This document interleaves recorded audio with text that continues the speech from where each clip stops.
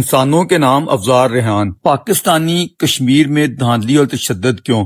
ہمارے پاکستانی زیر قبضہ کشمیر POK میں ان دنوں انتخابات ہو رہے ہیں جن کے نتائج کو پہلے ہی مرحلے میں متنازع بنا دیا گیا ہے۔ گلگت بلتستان جو کہ اصل میں کشمیر ہی کا ایک حصہ ہے، وہاں کچھ ہی ایسا قبل انتخابات ہوئے جن میں بلاول بھٹو زرداری کی پیپلز پارٹی جیتی۔ استحکام پارٹی کو بھی مفتے میں سیٹیں مل گئیں، نون لیگ کو کم ملی۔ اس کے باوجود نون لیگ نے ان نتائج کو قبول کرتے ہوئے حکومت سازی میں پورا تعاون کیا، جبکہ میرپور کے پہلے انتخابی مرحلے میں نون لیگ کی 9 نشستیں حاصل کرتے ہوئے جیت ہوئی۔ بلاول کی پیپلز پارٹی نے 4 سیٹیں حاصل کرنے کے باوجود دھاندلی کے الزامات عائد کرنا شروع کر دیے۔ اس سے بھی تکلیف دہ امر یہ ہے کہ یہ انتخابات خون آلود یا خون میں بھیگے ہوئے ہیں۔ کالعدم عوامی ایکشن پارٹی کے لانگ مارچ میں جھڑپوں کے دوران نہ صرف ہمارے رینجرز کے ایک اہلکار شہید ہو گئے ہیں بلکہ 5 پولیس والوں کے زخمی ہونے کی بھی تصدیق ہو گئی، جبکہ کالعدم جوائنٹ عوامی ایکشن پارٹی کا کہنا ہے کہ ہمارے مظاہرین پر فائرنگ کی گئی جس سے ہمارے 14 کارکنان شہید ہو گئے۔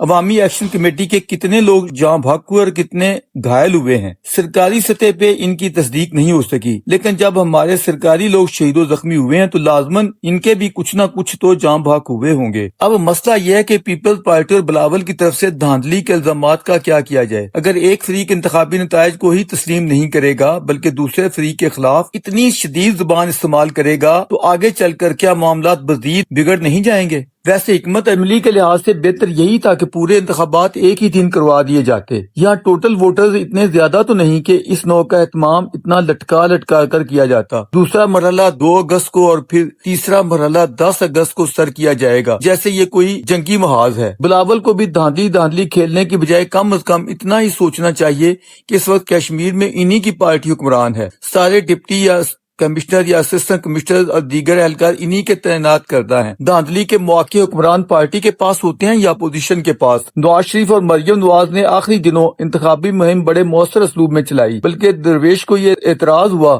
کہ 3 مرتبہ کے منتخب ثانی پرائم منسٹر کے یہ شان نہ تھا وہ اس نوع کے الفاظ بولتے۔ میں اپنے بھائی شہباز شریف سے کہوں گا کہ مجھے کشمیر کا پرائم منسٹر بنا دو، میں یہاں کے تمام مسائل حل کر دوں گا۔ اس کے برعکس انہیں یہ کہنا چاہیے تھا کہ یہاں سے ہمارا جو بھی ممبر منتخب ہو کر اسمبلی میں آئے گا، میں اور میری پارٹی آپ کے مسائل حل کروانے کے لیے اس کے ساتھ پورا تعاون کریں گے۔ اس موقع پر مریم نواز نے کشمیریوں کے لیے جو ایئر کنڈیشن بسیں بھجوائیں وہ بھی الیکشن کمیشن کی ہدایت پر رکوا دی گئی تھیں۔ بہرحال کشمیریوں کو یہ پیغام ضرور پہنچا کہ نون لیگ ان کی محرومیاں دور کرنے کے لیے کچھ کر سکنے کی پوزیشن میں ہے۔ یہی سوچ موجودہ کی طرح اگلے 2 مراحل میں نون لیگ کو کامیابی دلوا سکتی ہے، لیکن اصل فیصلے تو انہی کے اختیار میں ہیں۔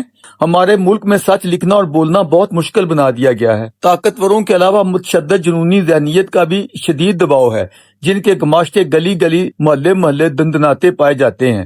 نارمل ریاستوں میں جو بات معمولی بلکہ ناقابل ذکر ہے اسے جواز بنا کر یہاں سب سے بڑے ابلاغی ادارے جیو کو 2 ہفتوں کے لیے بند کر دیا گیا۔ اس سے اندازہ کیا جا سکتا ہے کہ ہمارے اخبار جنگ یا قومی میڈیا پر کس قدر پریشر ہے۔ اسی وجہ سے درویش کی کوشش ہوتی ہے کہ وہ قومی و ملکی امور و معاملات پر قلم اٹھانے سے گریز کرے اور زیادہ تر انٹرنیشنل ایشوز کو ہی موضوع بحث بنائے۔ وہاں بھی اس بات کا دھیان رکھے کہ چائنا، ایران یا فلاں ممالک کے خلاف کوئی لائن نہیں لکھنی، بھارت، اسرائیل یا فلاں ممالک کے حوالے سے کوئی حمایتی لائن بھی نہیں لکھنی جس سے ان کی کوئی خوبی یا سچائی واضح ہوتی ہو۔ یہ وہ جبر ہے جس کا درویش کو یہاں ہر لمحہ سامنا کرنا پڑتا ہے۔ انڈین کشمیر میں حکومتی زیادتیوں کے خلاف ہم بلا دریغ جو چاہے لکھ بول سکتے ہیں، کوئی دقت یا اعتراض نہیں، بلکہ جتنی چاہے مبالغہ رائی اور نمک مسالے کا استعمال کریں۔ وہاں کے متشدد جہادیوں کو ہم نے بہر صورت مظلوم دکھانا ہے۔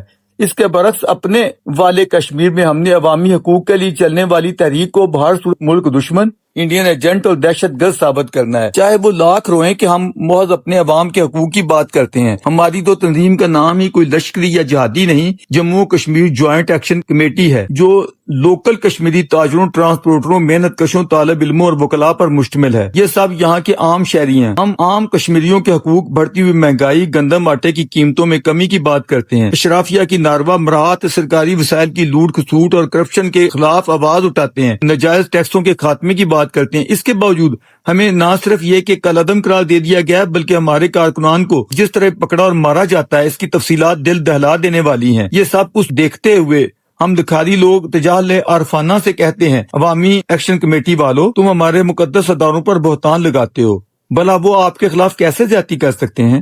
وہ ہیں تو ہمارا یہ تھوڑا سا کشمیر ہمارے پاس ہے، پورے کو حاصل کرنے کے لیے کشمیر ایشو کو انہوں نے زندہ کر رکھا ہے، وہ نہ ہو تو آپ لوگ بھی ہمارے چنگل سے نکل جاؤ۔ اس لیے ان کی مداح و ستائش تو بنتی ہے۔ اگر احتجاجی مظاہروں میں بقول تمہارے اب تک 30 یا 35 افراد ہلاک ہو گئے ہیں یا 300 کے قریب زخمی ہوئے ہیں، تو دوسری طرف بھی دیکھو ہمارے کتنے جوان تمہارے احتجاجوں کی وجہ سے جھڑپوں میں شہید ہوئے ہیں۔ درویش نے اس حوالے سے جو اعداد و شمار اکٹھے کیے ہیں، ان کے مطابق پہلے مرحلے میں بجلی کے ایشو پر 4 ہلاکتیں ہوئی، 3 مظاہرین اور 1 فوجی کی، جبکہ زخمیوں کی تعداد 100 سے زیادہ تھی۔ 12 مہاجر نشستوں اور سڑکیں کھلوانے کے دوران 6 مظاہرین، 2 سیکورٹی گارڈ اور 1 پولیس اہلکار جاں بحق ہوئے۔ ابھی 14 جولائی کو بھی 9 ہلاکتیں تصدیق شدہ رپورٹ ہوئی ہیں اور زخمیوں کی تعداد سینکڑوں میں ہے۔ اگرچہ اس سلسلے میں ہر دو طرف مختلف اعداد و شمار بیان کیے جا رہے ہیں، لیکن یہ امر واضح ہے کہ ہم جس خون ریزی کا رونا انڈین کشمیر میں روتے تھے، آج وہ ہمارے کشمیر میں برپا ہے۔ ابھی انڈیا کے بڑے بڑے شہروں میں لاکھوں نوجوان سڑکوں پر نکلے، پولیس سے جھڑپیں بھی ہوئی، لیکن کوئی ایک بندہ نہیں مرا۔ بالآخر نوجوان اپنے مطالبات منوا کر اٹھے۔ آخر ہمارے ہاں احتجاج کو اتنا سنگین جرم کیوں سمجھا جاتا ہے کہ درجنوں انسان مرے، سینکڑوں زخمی ہوں، پھر بھی احتجاج کرنے والے سڑکوں پر رو رہے ہیں یا جیلوں کو بھر رہے ہیں اور نہ ہی اپنا